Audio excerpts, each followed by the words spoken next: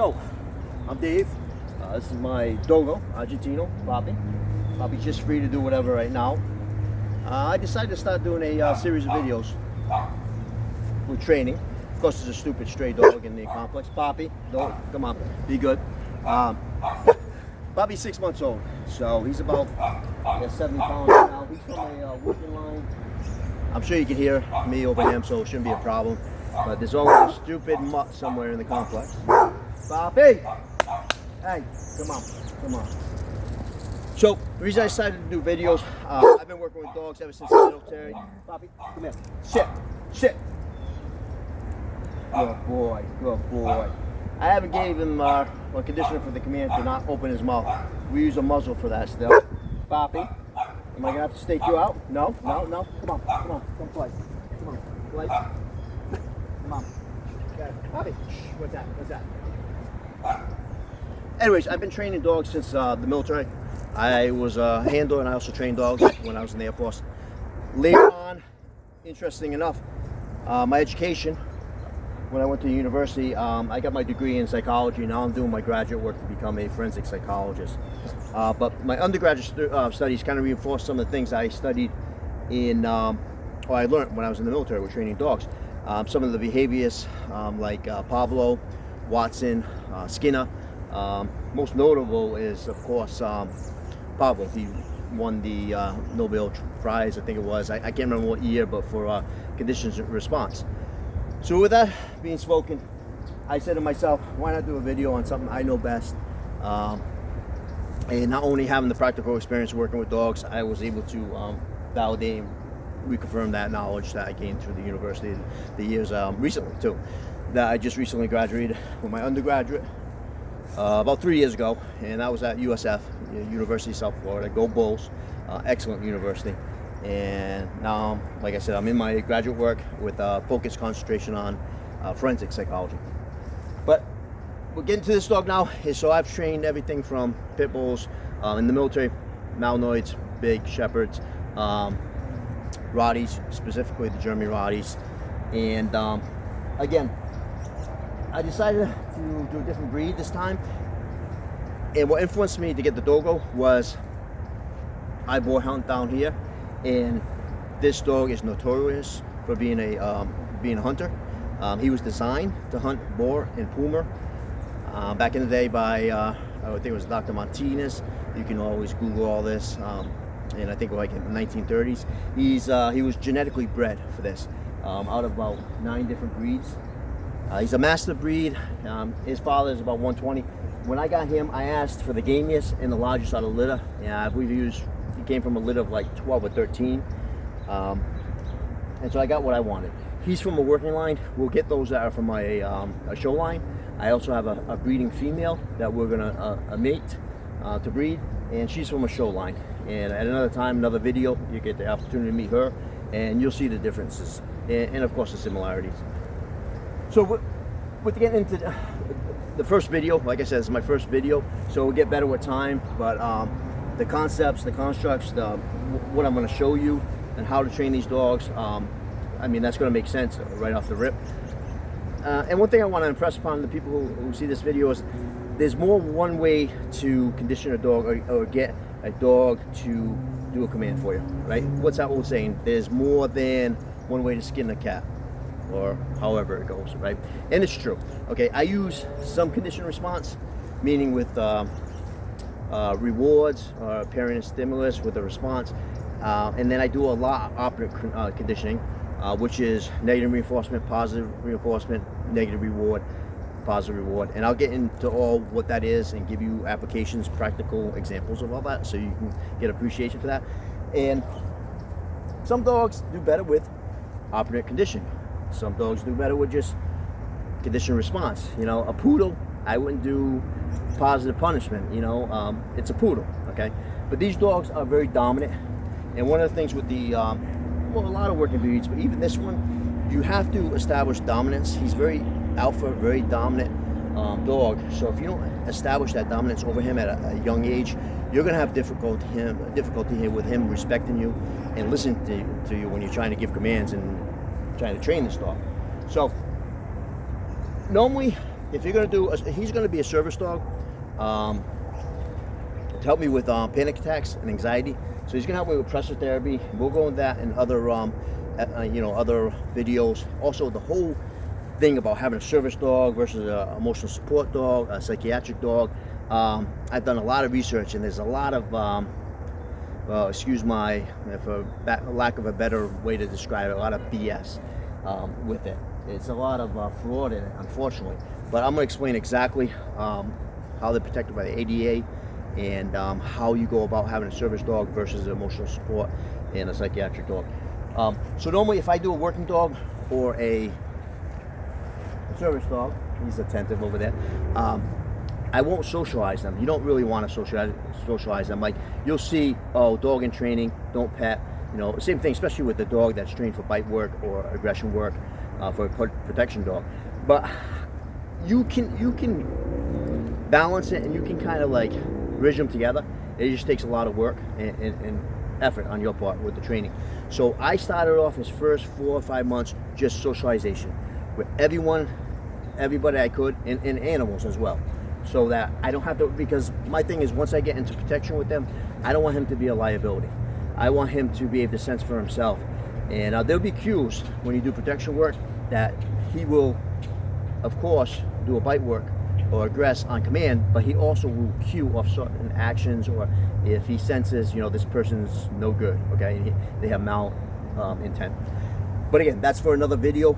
Today, I'm gonna get into the basics of training, where you stop. So I started training with him about 2 weeks ago, okay, with his basic obedience, okay, and for me, and again, not everyone's the same, and depending if you're training for IPO, what is it, shucking, whatever type of, you know, even hunting, you know, the exercises, the training, the commands, they're gonna vary. They're gonna have some similarities. They're gonna be differences, whatever. But again, what I'm training him for is going to be a service dog and for protection. But with that, the basic command, the foundation command, and I keep looking at my watch because I'm trying to make these videos 15 minutes at a time. But the basic command that you start off, and everything will stem and branch off from that command, is the sit command. And today we'll go over that. He has that down pat. I've been working with him for 2 weeks. One of the other things, sometimes it might take longer with some dogs, but this breed, the Dogo, and again, there was a lot of variables that factored into why I decided to get this breed. But the one, as far as trainability, he is said to be one out of the 5 most intelligent dogs in the world, okay? Interesting or not, and I don't disagree with it, the number one, the top numero uno for intelligence is the Shepherd, which I can concur with that. The only thing with the Shepherd is they have a lot of prone to ailments, high upkeep on maintenance, hip dysplasia. They have, well, even with the master breed, they're prone to, any large breed will have hip dysplasia. But the Shepherd seems to be prone to it. You know, they're known for that. So I decided to go with him. Again, having a top 1 in 5 for intelligence, it works for me. So again, going back to the sit command, what I like to do, and a lot of times I'm gonna just spell it out, SIT, if he's close to me, because I don't want him to react. I don't want to cue him, confuse him. Is that when you put the treat in your hand, and I use a couple different things for treats. I think it works out well. I'll buy off Sam's Club. I'll use pepperoni treats, big bags of pepperoni. Or I'll get these sausages off a Chinese store, like big pack of them. I'll chop them down into little pieces. Or with him, because he is a notorious boar hunter, I get chicharrones or those little pork grinders. You know, I get big bags of them, and he loves them. So those are, whatever works for your dog that they'll work for. They're just really hungry for, that they just get elated and excited when you take out that treat. Use whatever that is for your dog. What works for my dog might not work for your dog. So today, again, sit. So the reason it's the foundation command, because from sit, we're going to get heel, heel come, heel stay, heel walk. From the sit, we're going to get the down, going into the down position. It's just that foundation command, okay? And what we do with that is you just take the treat. It's very simple, and you'll cuff it. And their olfactory senses, all the senses are just very heightened. I mean, way beyond any human, right? So you just put it over their nose, And what you do is you guide their hind legs down as you lift this up, and it causes their neck and their nose to go up, up. And as you're doing it, you go H-E, you say heel. I don't want him to hear it. So you spell out the H-E-E-L to him slowly, and you put him in that position. And then when he's in the position, you go, that's a good boy. You give him the treat, and you just make sure he's not coming right now. And you give him the treat, and you reinforcement with verbal reinforcement. The reason you do that, because eventually you're going to start not giving the treat, just the praise. And then praise again, say. You might get praise only 3 times. He's ready to work. And then you'll reinforce it by make sure he gets the reward again, okay? Because if you keep just praise, eventually it's gonna break the conditioning, okay? So that's something we don't want. So we're gonna do this real quick with him. You notice with him, I use a choker. It's what I use in the military. You can use pitchers. He really needs a pitcher because he has a high pain tolerance. So when you give a correction, that is positive punishment. Positive means you're giving him something. So you're giving him, a little stimulus of pain. So anything given is positive. In this case, it's punishment because he did bad. He didn't respond to a command. Again, you wouldn't want to do that with a poodle, so you'd want to stay with more conditional response. So we're gonna do something real quick. I don't use clickers. I don't use whistles. I just make the noise with my mouth. That's the other thing is, think of dogs that having ADD or ADHD. They have such a limited attention. What you need to do is you have to, whether you make a clicking noise in your mouth, or you just go by his name, puppy, whatever. As soon as you get his attention, you acknowledge, he acknowledges you, you get that eye contact, you gotta snap that command right away. Because if you don't, you're gonna lose him. So the thing is, get his attention first, then snap the command. So let's see. I put a shorty leash on his collar, on his choke collar, in case I do have to correct him. But he's pretty good on this right now. I've been working, like I said, 2 weeks on that SIT command. So we're gonna see real quick, get him to view. Bobby, come, Bobby, sit. That's a good boy. That's a good boy, Bobby, sit. Oh, that's a good boy. Bobby, stay. Bobby, come. Bobby, come. Good boy, sit. That's a good boy. That's a good boy, huh? Good boy. Okay, free. What's your toy? Free. Free, huh? All right, free. That's not his favorite toy. But, so you see, he's already trained, and that just took me 2 weeks to work with him. And from there, okay, we'll do one last one before I end this video in a minute or so, is we'll do the heel, okay? How he's just starting to heel, but again, it all originates from that one sit command. So we're gonna get him to sit right here. Bobby, come, sit. That's a good boy. Good buddies. Bobby, stay. But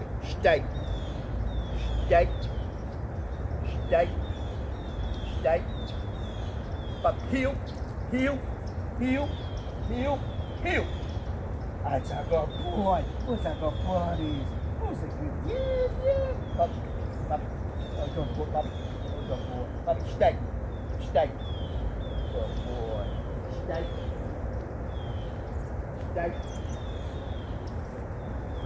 Bobby, come. Sit. That's a good boy. Good boy. Free? Huh? Yeah, free? Yeah. And that's it for this video. Again, this is my first video, hopefully for a series of, who knows, hundreds of videos, because I like to share my vast knowledge I have from over 30 years of working with dogs and having some of the greatest dogs from some of the greatest kennels or breeders. But that's for another video. We'll get into some of my past dogs I've trained and worked with and owned. And hopefully you like the video. Again, I'm new to YouTube, so if you like it, thumbs up, subscribe. I guess I hear this, I'm repeating this, I hear from videos that people do. And I hope to see you in further videos. And make comments if there's certain things you want me to show you, ways that I train a dog to do a certain command and action, and I'd be glad to work on it for you.